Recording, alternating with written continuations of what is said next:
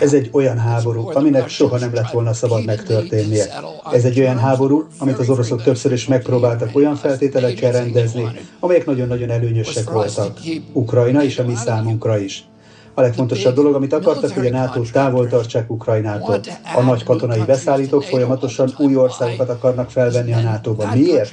Mert akkor az adott országnak a katonai beszerzéseit a NATO fegyverszabályzatához kell igazítania, ami azt jelenti, hogy bizonyos cégek, a Northrop Grumman, a Raytheon, a General Dynamics, a Boeing és a Lockheed egy csapdába esett piacot kapnak készen.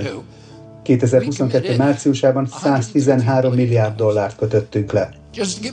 Csak hogy egy példát mondjak, ebből szinte minden hajléktalannak építhettünk volna egy otthont ebben az országban.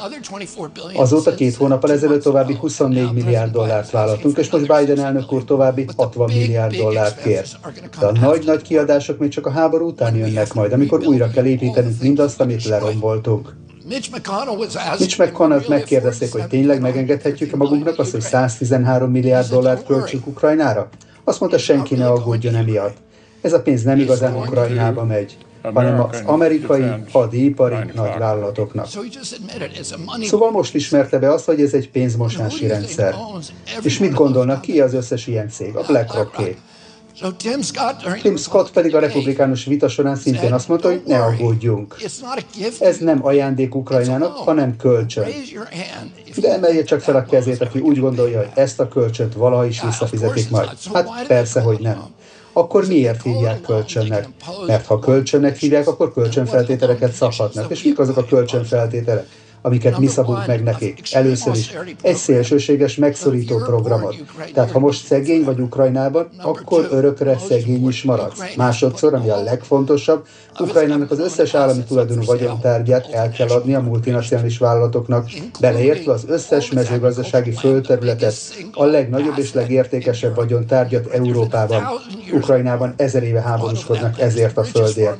Ez a legértékesebb mezőgazdasági föld a világon. Ez Európa kenyeres kosara.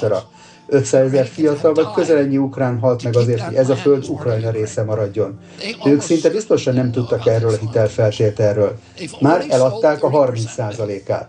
A vevők a DuPont, a Cargill, a Monsanto voltak. És mit gondolnak, ki ezek a cégek? Igen, a BlackRock-é. Aztán decemberben Biden elnök kiadta a szerződést Ukrajna újjáépítésére. És mit gondolnak, ki kapta ezt a szerződést? A BlackRock. Szóval a szemünk előtt csinálják ezt. Már nem is érdekli őket, hogy mi is tudjuk, mert tudják, hogy megbízhatják. És ezt honnan tudják? Mert van egy stratégiájuk. Ez a stratégia egy régi stratégia, ami az, hogy folyamatosan háborúban tartanak minket egymással. Garantálják, hogy gyűlölködjünk egymás ellen.